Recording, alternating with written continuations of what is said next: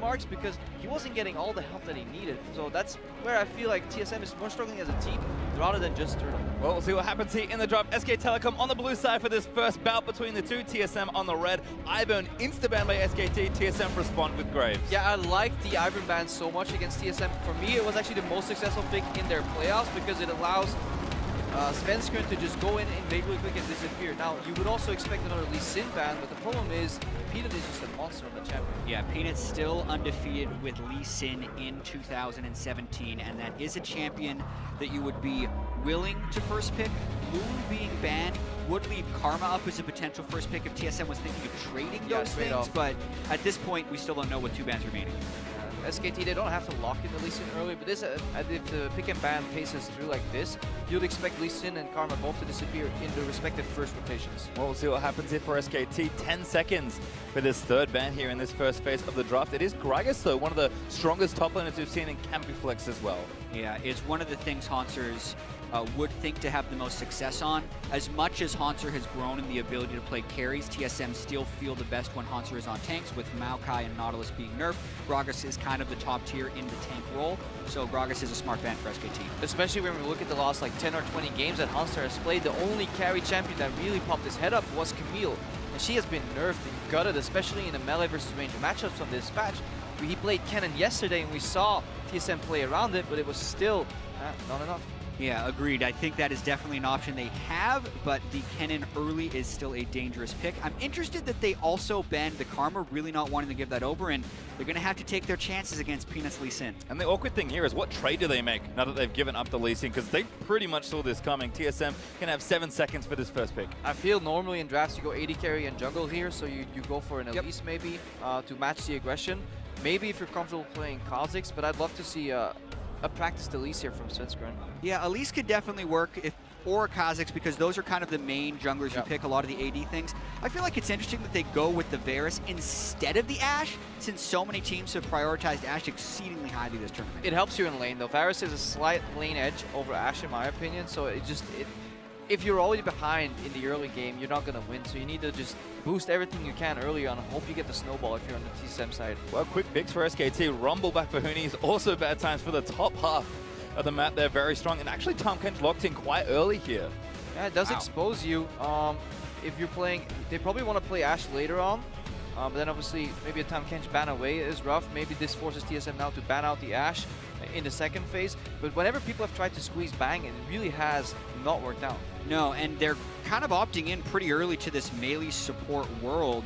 They banned the two supports. They also have potential jungle pinches if they didn't have early jungle picks. So a bit of a different support game. You're not seeing anything strange like a Nami or a Bard. They don't want to get pinched out in that here, and they're saving their solo lane picks for the second phase. But most supports really have deep champion pools, which means you can leave that pick for later.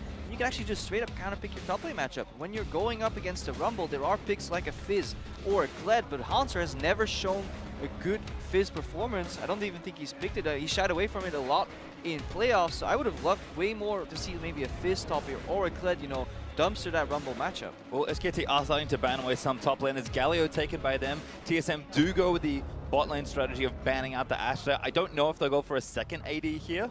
Maybe afraid of something like Bang Ezreal, but kind of have to stick to the plan. The problem is if you ban Ashe, usually you're like, okay, let's ban Ashe and Caitlyn and we get the strongest like poke lane dominant champ. But then you force Bang on Ezreal and you remember in the late game why you don't give Bang Ezreal.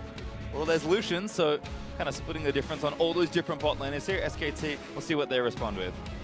Yeah, this is interesting. I feel like they can continue to throw bans at top lane if they so choose.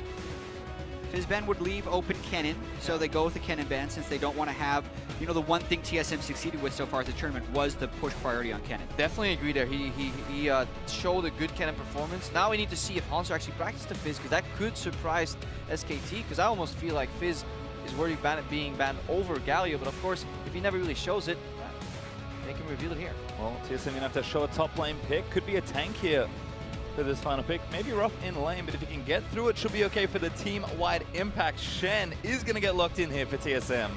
Ah, not a fan. Crepo shaking his head. Shen's going to have a really hard problem with the push up against Rumble, and that can really enable Peanut to do a lot of early invades and kind of take over that side of the map. So pretty dangerous pick there with Shen, although they're trying to go for the safety of it. Yeah, if you're a team that relies on playing very heavily around topside to find your success in TSM, and you're making a pick that already was a bit of an annoying matchup on 7.6, now with the additional Shen nerfs, I feel SKT is really going to outperform TSM's topside, and that has been their step to success. Well, there's the Twitch over for Bang, and there's actually an Orianna. So Becky kind of challenging Bjergsen is saying, you can take Syndra if you want it. It's a matchup that I'm happy to compete with you in. I don't think there's a surprise here, though. I think Bjergsen's going to play one of his signature picks here. Syndra should be the lock-in, and TSM going to finish their draft. Yeah, save until the counter pick so that Faker can't pull something like Echo into it. That is always the fear, or even a Fizz if they wanted to. The Orianna is Faker's most played champion of all time, so it is definitely something every good mid laner should be comfortable with, but Syndra is advantaged in this matchup. Yeah, one of the saving graces is that this game is likely going to be played on 2 lanes, both teams running more of a 4-1 composition rather than a 1-3-1, meaning you don't have to juggle 2 side lanes all too often, and maybe you can fight your way out. That is something where TSM has a lot of strength in their team fight. If you look at what all these champions brings in terms of CC, potential to engage, and how they work together, TSM could win team fights. Yeah, that's the thing. They have Shen. SKT doesn't have a top lane tank. The tankiest guy that's going to be on SKT is either going to be Wolf or Peanut, and that is not comparable to a 3 or 4 tank item Shen. The problem that TSM could run into later on in the game in team fights is the inability to reliably get to Bang's Twitch, who can actually wreck them in late game team fights, since Bang isn't the type to usually fall very far behind in lane, even if he's on a difficult matchup. And what I like about what SKT have done here in the draft is say, you know what, we can kind of build this really strong late game set of carries in the bottom half of our map. But we saw what Huni and Peanut were up to yesterday, particularly in their second game. They love to go a little crazy sometimes, particularly together, and they're set up to do that once again. Same combo, Rumble Lee Sin. Yeah, the Rumble from Huni is always a fear. It's heavily banned in anywhere in the world that he goes. European LCS, NALCS, and even in the LCK. I feel it's been pimped out now too. Like back in the day, he was a great Rumble player, but he's really evolved his defensive playstyle. It was such a satisfying way to see how in the finals versus KT, he was routinely dodging 3-man roams to the top side, weaving himself in and out of fights, no longer just YOLO to the back line, do as much damage as I can and die in the process. So he really matured as a player, and I want to see that come to fruition on this Rumble. A source close to the LCK told me that he's probably the 3rd best Rumble. Unfortunately, Morin and Smeb happen to be in his league as well, but he is no slouch on the champion, that's for sure. SKT versus TSM about to start up here on the Summoners Rift for the first time here in the MSI group stage. And TSM are all together with a Braum. I know what this means. Yeah, really good invade champion on Braum, especially when you're playing with Exhaust. Exhaust much better than Ignite early on, but they have been spotted, and Bang backs out. Yeah, TSM's actually ran this level 1 a few times in the play-ins of MSI, and it has yet to find success. Invading 4 down bottom, especially when they don't ward, actually just gives away a lot of intel. So you can notice that SKT easily push in to get the ward onto TSM Raptors now, and TSM doesn't have a ward to match. So this actually lets Peanut have a pretty free start to his jungle as far as intel. Yeah, but we're still living in a world where top laners generally end up leashing, so it gives not that much additional information, right? Generally, you can extrapolate what happened in the early game, especially if you look at like Lee Sin, probably not starting Raptors unless he gets a hard leash. Kha'Zix's prone to starting the Raptors very often, so while you get a ward, it's not like these teams at the highest level wouldn't have the info otherwise. Yeah, not too many wards being put down, but every team should know what's kind of happening here. You can see top side. Raptors start for both junglers, actually. Peanut going to get some help by Faker. Does need a decent amount. Lee Sin not the best at going through. Kha'Zix should fare a little better. Yeah, he goes a lot lower just starting Raptors as Lee Sin, so if you want to go for a high HP early gank, you need to do single target camps, you know, to really utilize a lot of that kit. Meanwhile, on the bottom lane, there's some trading happening. And finishing that camp up, looks like he's going to red. Peanut will see where he wants to travel after this buff. I imagine it's the right side for him as well. And I wonder if TSM is just going to go for an early gank top. That feels like a way to break the mold here, because if you play super standard, eventually Peanut's going to trace you. Yeah, the trick with that is since they didn't have the same type of ward at Raptors, Peanut can quickly go in. So this is exactly what TSM would have wanted to avoid as far as that ward going in early. Svenskeren does have options after doing Raptors, even though it's usually red. This is a confirmation for Peanut that he can go for blue, and he's going to try and sneak this out and easily gets it. Yeah, he gets it, but the mirror is happening, which means right now the jungle is split vertically. Yep. But that's actually good for TSM because they're playing on top side on a pushing lane in the Rumble, so I'm actually not sure if it's the invade from SKT. pay off dividends. Yeah, it makes it dangerous for Huni to be up there. That's actually why Peanut is fast-tracking back towards that side of the map. He knows what the danger is. So might get caught here. Let's see if Sven gets greedy. Going to move back down towards the Wolves. We'll spot Peanut now. QE's going to hit. And it's... Peanut's only level 2. Hard timeout. Yeah, damage is there, but the red buff's helping. Sven Skaren gets a bit of a heal, but now Faker going to track him. Huni down first here, and the stun's not enough. There's first blood for Faker. Double buffs going over to Faker as well, and this was Sven Skaren's Achilles heel throughout the split, is dying on an early invade. Yeah, but just notice how fast Huni was there. Peanut, he lands the Q, holds for the maximum amount of time, but then commits. He knows all he needs to do is buy 2 or 3 more seconds for his side lanes to collapse. Yeah, the collapse from SKT was near instantaneous because they had the pushing lane on the top side, which is also why when Sven Skaren took the blue, he should have just fast-tracked it out of the jungle. The fact that he dilly-dallied around after getting blue and even allowed Peanut to land that Q is his fault, because after he kills blue, why is he going down to check? Maybe he just feels like confident in the level advantage, but this is maybe where we analyze the invade from Peanut early, and he knows that he's been spotted, where then he knows, well, Svensker must be in my jungle, let's double collapse him, pincer him, and punish him, and maybe it was a trap set up by SKT here. Really great punish. Well, great movement regardless by Peanut, and they are rewarded with double buffs and first blood here. Bjergsen going to struggle a lot more in the early stages of that matchup, as we see bottom lane still trading back and forth. Wolf not quite getting the passive proc, but CS nice and even to start it off. That's the benefit of playing melee versus melee. It's much more likely to go even CS because it's much harder for you to kind of go for an all-in punish with these melee supports. However, they spike much harder on level 6, so that's where the magic happens. The gank support that these guys can provide. Shen has pretty good teleport / alt presence at level 6 if we're thinking of that happening, but at this point, Bjergsen just has to survive this early game blue buff Orianna, because not only does he have the double buffs now, the timing is going to be, he's essentially going to go back to base right after his blue expires and pick up another blue, just because of the way the double buff transfer worked. Peanut actually sneaking in towards mid lane, might be trying something here, but Sven's also in as well, 2v2. Peanut's perfectly there for counter game. Breaking out, Faker doesn't want to get stunned, but he's chasing Bjergsen back. Sven now going to get caught. Peanut He's got no flash.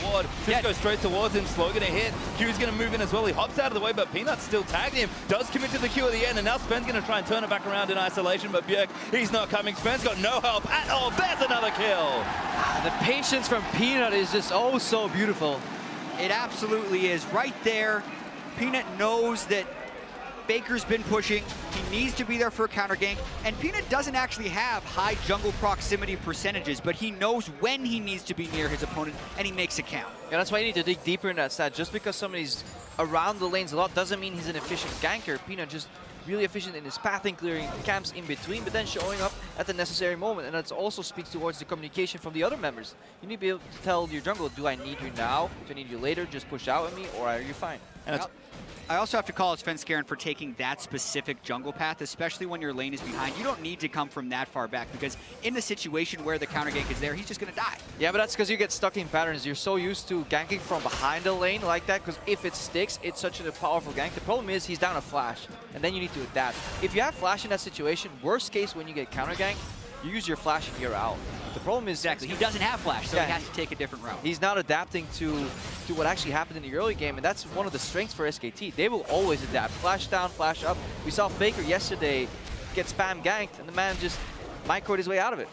And that's the thing, 1,500 gold up now for SKT, and that's all just been a cascade of the early game. Peanut, intelligent pathing, moving back. The fact that Huni's pushing means that he can move down, and then the expected counter game, because Faker is pushing a lane that he would not be pushing if he didn't have double up. SKT, they know every situation already, and they play every little bit perfectly.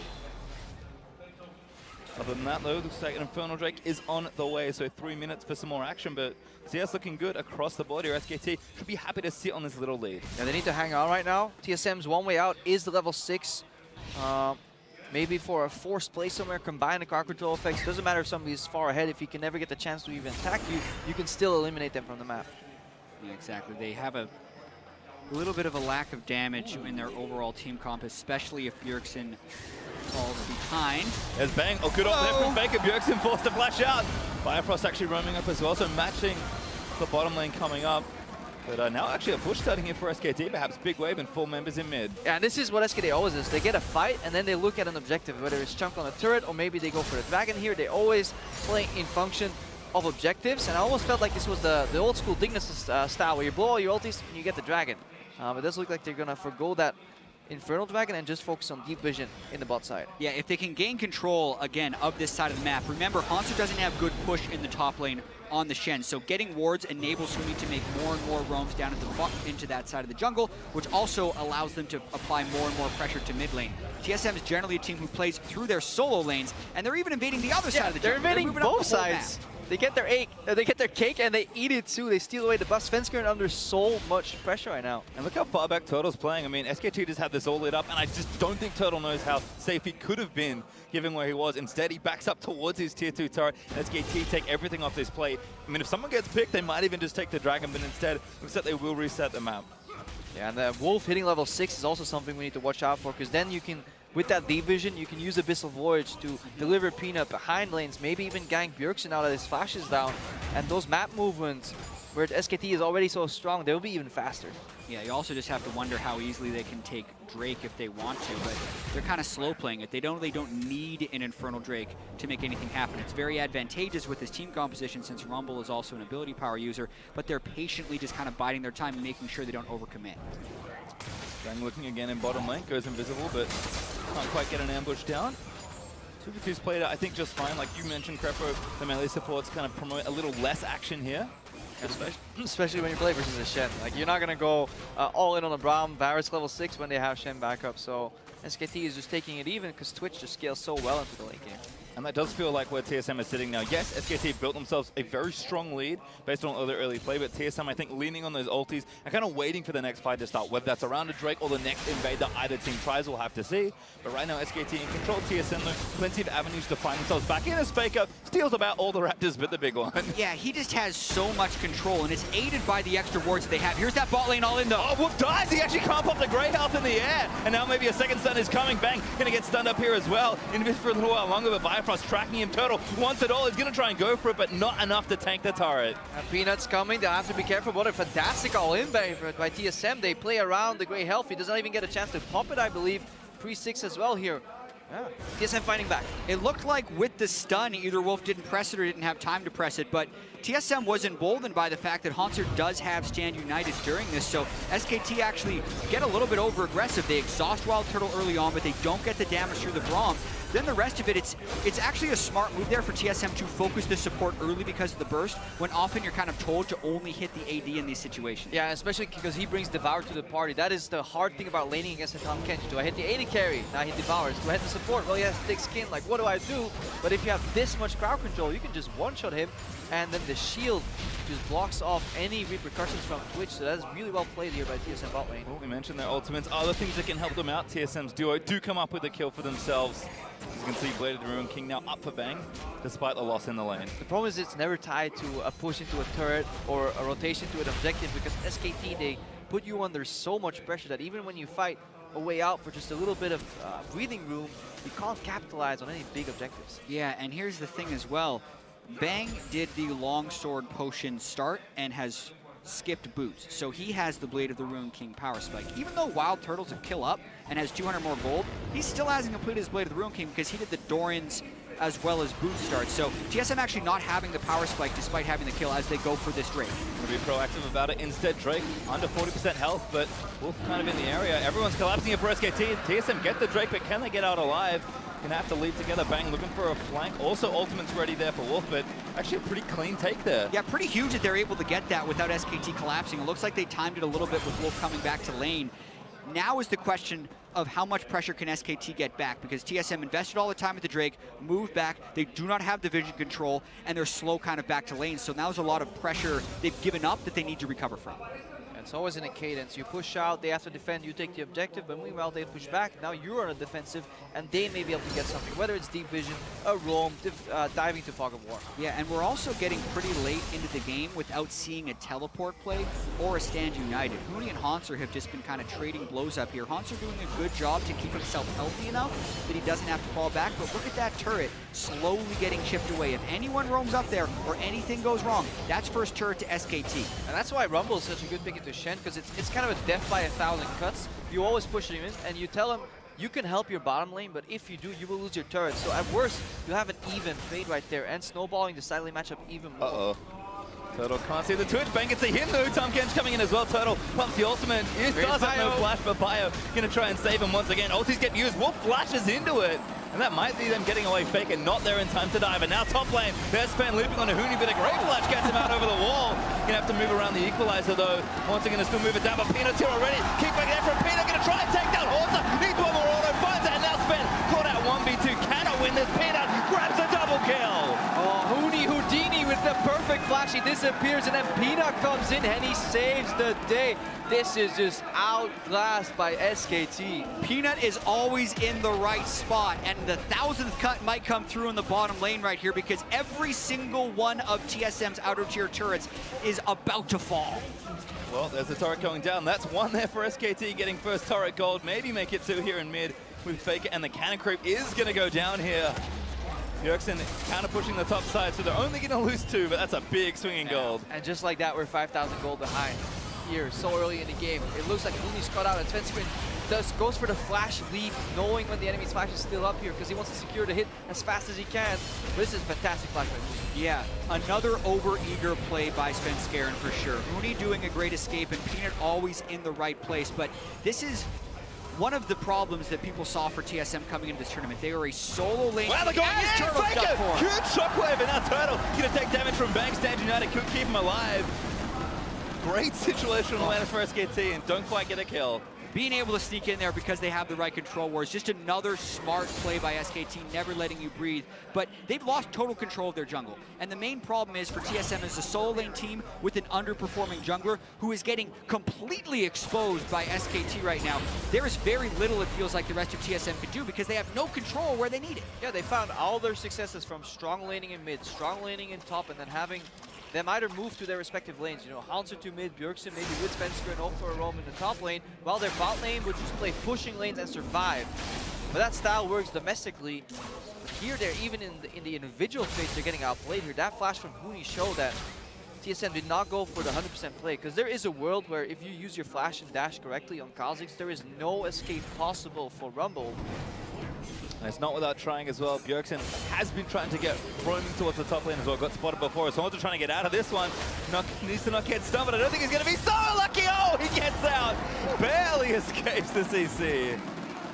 He's able to escape, but TSM doesn't gain anything for it. That's one of the things about the way SKT kind of makes these plays. They have such an advantage in map pressure. They have the freedom to go for those plays. Yeah, but we also see while TSM is very much locked in this kind of 4-1, neither Syndra or Varus really want to play on the side lanes. The Tahm Kench offers a lot of relief in that sense for SKT. Twitch, yeah, he wants to be mid and assassinating lanes too, but having a Tahm Kench that could show up in side lanes to surprise and then put the lane pressure definitely helps more in that regard. And SKT, they will always have access to both their side lanes because that's how they win. They unlock objectives by constantly moving and pushing lanes. Wolf gonna chase Sven, but Sven's gonna leap out of the way. Bjergsen now under fire. Faker and Peanut gonna team up for this one. Ulti off, he's gonna get him. Oh my goodness, that was max range. Bjergsen forced to burn the flash. Ulti from Huni. Oh, now Bjergsen maybe wish he ghosted earlier. Wolf's gonna shut him down, and Huni grabs the kill. And that's the thing. Even though they don't have reliable initiation, they have just enough initiation and they know how to use it, and they'll always find the angle right there. Bjergsen burned both summoners in retreat, still fell. Another great play by SKT. Yeah, there's a world where he flashes Faker's Shockwave and he just lives and gets unscathed because then there's none of follow-up damage. The problem is it will look so close. But at what point do you not just blindly respect Faker? You know, if this guy is trying to Shockwave me, it's gonna hit. I thought it was gonna miss, and I was very, very wrong. Huni now gonna try and take this turret as well. He's gonna grab it. 3 turrets to 0 now. 5-1 upping kills for SKT. 6,000 gold and counting as they take a Rift Herald. Or just want to get just on the edge. That is one that I didn't expect that one to hit, but when it does pull him back. If it wasn't Faker, I would say never flash. Yeah. The only reason I would consider flashing is like, this guy. Nah, I think he knows how to play mid lane. I'm gonna go for the safety flash. Spells have more range and do more damage. When you're if Korean. your name is SKT Faker. I mean, is his most played champion of all time, so certainly knows the ins and outs. This Turtle and Bifrost trying to get something happening here in the bottom side. Banger able to clear that out nice and efficiently with an Infernal Drake up in 7 seconds. SKT looking for another tussle. Yeah, because it feels like every time I look at the minimap, somebody from TSM is in base. They're constantly only playing the map with 4. Now somebody else is getting chunked out, so Turtle, even if he lives here, he has the base again. Ooh, good stun actually on the Huni. Catches him out of the TP. Stand United onto Bjergsen, gonna try and shut it down. Ulti hits from Bifrost on the very end of the play, and there's the ult out. Haunter takes down Huni, but a lot committed there, and now Peanut going to chase down Turtle. Kick at the ready. Peanut's going to buy his time. Doesn't even kick him, just slows him down and kicks him straight in the midsection. Just enough for the kill. So yes, TSM is able to pick up a kill, but they still lose the overall trade as the Infernal Drake goes over. Yeah, they're going to go back to the top side, get some top push here. Haunter needs to push that out, but it's too little at this point. We see SKT this far ahead, so what we can do now is just follow their map assignments and see how do you close efficiently. Because we've seen so many teams with large leads like this not push it to the extreme. And they're playing against the team in TSM that, while it drops some games, is still very dominant domestically year to year to year. And the fact that SKT can just make them look like this, like they're playing against lesser opponents, it's always so impressive. Ooh, Faker actually another flush shot with that one hits as well. I will never not believe Bjergsen. I saw in your face there was that little moment of doubt. It's like, nah, this time he's gonna miss. Nope, every single time. Oh man, that one doesn't net the kill. That one was that was ambitious. Yeah. Proving a point. Yes, I think that's what it is. I think message definitely received there by Bjergsen as Sven moves up towards his top side. Has Haunter just in front of him, maybe looking to take down Huni once more and extend that into a push into a lane as well. Yeah, desperately trying to get back in the game. They're 7,000 gold down before 20 minutes. They have a chance. There's the taunt. Huni's got no flash, but he does have his ultimate. Huni going to try and wiggle his way out of this one, but Sven getting burnt down. Never mind, there's an easy 1v2 kill, and Haunter might not even get this. That's the dead center of the tower. He's going to flash forward and get it, but a trade there. That's just ridiculous. But hey, there's more. This is what always happens when you get one kill on SKT. They chunk you. Send the cavalry. Everyone's missing from the map right now for SKT. And it's safe, but you never know. Yeah. That's the fear. That's the whole logic around counting dots on the minimap. Sometimes you don't even, like, could they be here? Could I have predicted? No, if they're all missing, you just walk away until you figure it out. Well, we'll see this one again. Huni, I mean, just too much damage here for the underleveled Svenskeren. Yeah, gets the equalizer down, Svenskeren. Svenskeren tries to walk straight away, but could get flash out of it. That's maybe the only play. If he flashes outside of it and then kills Huni who has no flash, he lives. Yeah. Saves the summoner spell, I guess. Does go down in the 1v1. Haunter now bottom side going to try and get pressure translated back that way. SKT just playing so well in all these lanes. You can see again, such dynamic movement around their lane assignments. Bang was sitting bot, taking farm consistently. Now he's back, because Haunter can go back down bottom and match the Shen. Yeah, and at this stage of the game, it is all about just closing out as efficiently as possible for SKT. A lot of teams, as Crepo was mentioning, do struggle with large leads, especially when their composition doesn't have that super reliable initiation or no frontline tank. That's a lot of damage. Peanut all in for the kill, but not going to get it. Turtle actually going to lock him up, and that's a mistake. Turtle going to grab some shutdown gold. Huni's on the other side of the map without teleport, so definitely over-ambitious from Peanut right there. Yeah, they forgot they were playing against the Shen here. Despite seeing nerfs, Stan United is still good enough to locate or relocate him to another side of the map here. They do trade one guy for now pressure in the bottom lane, so if they can keep the lanes pushed somehow in this 5v4 map scenario, they can capitalize again, but at least they slow down. Well, TSM at least are getting picks here and there, but it's not converting to anything more. Faker again with another big shockwave, trying to look when Peanut just thinks he can do it. Yeah, about 700 health on that Shen ultimate. It is more effective when you ult a low health target now. But it caps out at 40%, so there's no difference between 40, 30, or 20, and luckily a single QW from Faker puts Svenskeren on 40% anyways. Perfect. Max health Shen is just about efficiency. Yeah, it's all about efficiency. Sven knew. yeah, he calculated that one for sure. As Huni now back down to this bottom side. Teleport almost back up, so that play might look a little easier for Peanut. If he does want to go back in, Turtle on the top side. Very unsafe place to farm, but he does need the gold. And there's Tom Kench. This is why Peanut now in for him. He's got the ultimate ready, but I don't think he needs it one more time. Kicks him just for good measure, and there's another kill for Peanut. Now, this is not a Turtle mistake. If you want to play this style with Virus on the side lane, you got to play 1-1-3. You got to have your support and your jungle shadowing your AD carry if you want to get side lane pressure. So this is a team shot calling mistake, I feel, from TSM. Obviously, impossible in this situation, but so often you see an AD carry die on a side lane, it's like, you're overextending. Nah, not with this comp. Then you need help. It really depends on how they expect the AD to get farm if they want any chance to get back into the game. That situation, though, it's one of those things. In which way would you like to lose? Would you like to lose trying to get farm, or would you like to lose by never going for the farm? And neither option is good. The 2 items for Turtle's looking okay. Bang, I think, is pretty close to his second, and probably another half on top of that. In general, TSM pretty far behind on itemization, but they do at least have first major items completed. And Peanut caught again here. One more order for the stun. There's the order for Biofrost, going to combo it straight in. Have enough damage, maybe no, not quite. Peanut tagged again, but bang, in reserve. And that was an easy looking ward off. Yeah, they were not covering the escape paths necessarily after they got that one Braum stun. Not the most foresight in a lot of the TSM plays this game. They're trying, but at this point, the damage has been done here. SKT rotating mid lane. Huni now has the push in the bottom lane. Faker with the poke. Good ulti, gets wild turtle down low. Spin Scary going to get Sand United on his Peanut. Tries to chase him down. Turret low. Haunter has to move out of the way, and I think SKT will just stay for the siege. Yeah, I mean, they just want a 4v5 in the mid lane. So Huni hasn't had to leave this bottom lane at all. Chen ultimate down, so the global presence of Chen as well. Yeah, they win a 4v5 without even committing. They never send in their members close. So they just burn cooldown after cooldown after cooldown.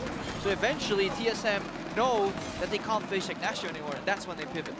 Yeah, not to mention they still have the insurance of Bang's Twitch. He hasn't really been a factor this whole game, but he's still continuing to farm up and will be getting his crit items pretty shortly. So doesn't get any better for TSM. Oh, Bjergsen now in trouble, forced to flash out of the way.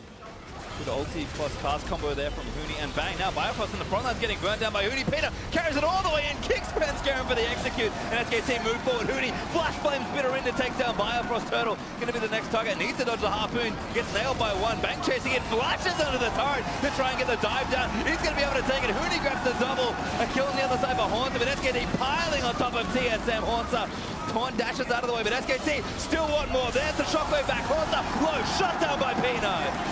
And there's just not enough they can do here. Great zoning by Huni to avoid the damage from Bjergsen. Bjergsen gonna try for one kill, but not even gonna get that. Yeah, this is getting a little bit absurd with SKT right now. Just funneling everyone into the base and suffering very few consequences right there. Yeah, that was like a conga line of pure destruction and outplay. We were talking about, like, we haven't really seen Bang here so far. He goes in, gets 2 kills, flashes the 3rd skill shot, lands all the pressure, and suddenly it's him creating space for the rest of the team. While usually it's actually SKT playing so forward that Bang can go uninhibited and get the highest damage output. He's constantly crushing records. Yeah, Bang probably felt left out.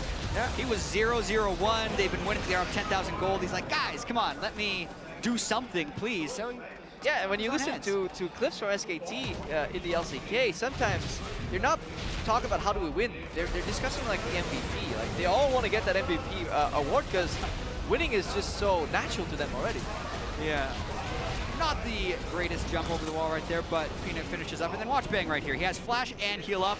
Eternal has flash as well. Haunter's right there, but he flashes forward away from the taunt. So that wasn't just a pure aggression flash forward. That was, in a sense, a bit of an efficiency flash forward because he was able to dodge out of the taunt. Still died, though, because he was flashing ahead of the rest of his team. Yeah, in the team play manner, that was the perfect play to make because the team gets more advantages than the cost, which is the life of just your AD carry, but very rarely is that the case. That's why generally people tell your AD carry to not flash forward. Well, TSM maybe looking to have one last stand here around the Baron. You can see the sheer amount of damage that Huni in particular was able to dish out in that long extended base turret dive. Don't see that one too often, but that's what happens when a team is 10,000 gold plus and very, very good. SK Telecom showing off in all manners here at MSI. Yeah, if the game was a little bit closer, we could see a banner of command on Biofrost and send that down the lane with Haunter, and with their powers combined, they could actually outpush Huni. Sadly, that's not the case right now. Just that gargantuan lead here by SKT. In general, Huni getting, Haunter getting chunked out by almost everyone, and SKT just going to start a pretty straightforward Baron. Teleports are up. TSM can try and fight for this if they want to. Baron is burning low already. Sven might just have to try for a steal. Yeah, that's about all they have. He's already popped his ultimate to try and go invisible. Here we try. Yeah, looking for it, but they stop damage pretty quickly. No, it gets low, but Baker secures it. Spain going to go down to Peanut. SKT going to get it all here. Huni straight over the wall. Tuds go down, actually. Playing a little too aggressive with his teleport, but Peanut chasing in, lands a Q on Bjergsen. Going to shut him down for the double kill. Peanut does get ulted on the other end, but it's just so much damage. Bang, slays the backline. SKT going to work on the last remaining member, and Haunter dead, as there's the ace for SK Telecom. Yeah, fighting a risky 50-50 is all TSM could do. It was actually quite close. Could have maybe worked out, but in the end, SKT, after taking the National, they just clean up the team fight. Yeah, as far as the Baron itself, that was not a good Baron secure play, but SKT was so far ahead, they were going to take the kills and the fights afterwards because they had wards behind TSM, so if they move up for the steal, Huni had planned to teleport in after to get the fight. Not much of a 50-50 when the enemy jungle is 3 levels ahead of you and your whole team is 12,000 gold ahead. Inhibitors going to be falling everywhere. TSM in time to maybe see their base crumble. But it was Faker picking up the Nashor, so the levels didn't matter in the end, unless they coordinated their burst here. But Yeah. this was the one shot for TSM to get back, so they had to take it. Even if they get whitewashed here, if you give SKT a Baron at this point, it is over, because it was already over. Yeah, I mean, you actually rarely even see 18,000 gold leads in games. That's what we're at right now. You watch Svenskeren, it's about 1,800 where the Baron tries to get bursted down. Watching it very closely. Smite's early. Smite's early at about 1,100. Peanut actually never smoked. Faker just bursted a little bit after Sven smited at 1,100. The team call was from SKT to keep it at like 2.5k and then contest, deny vision long enough to force Sven to jump in and then kill him. This is actually what you can do in these seemingly 50-50 situations because the DPS completely stopped. The problem is Bjergsen committed with QE and Braum ulti was coming in. It would have actually put it in Smite steal range. It was just not fast enough. Well, a good attempt at red buff Twitch. Yep, that's an easy kill. Bang picks up a third for himself, finally getting himself a few kills in the column. But SKT playing with the field a little bit here, just going to walk the super minions in. Yeah, that's what's most likely going to happen. You could do the full 3 inhibitor take, but why not? They most likely don't need to with Baron on 4 members. Peanut is walking in the minion wave, but SKT. Good cleanse. Bjergsen flashes in to try and make that happen. Bang, gonna get ulted in. Sven, look for the execute. Oh my god, he disappears and Bjergsen goes down as well. SKT now gonna flash it forward. Bifrost chase back to the fountain. Faker all the way in. Look for the shockwave. Grabs it, taking the fountain laser. And SK Telecom undefeated once again with so much style. And even though this game says it was over at 28 minutes and 58 seconds, it was over long before that.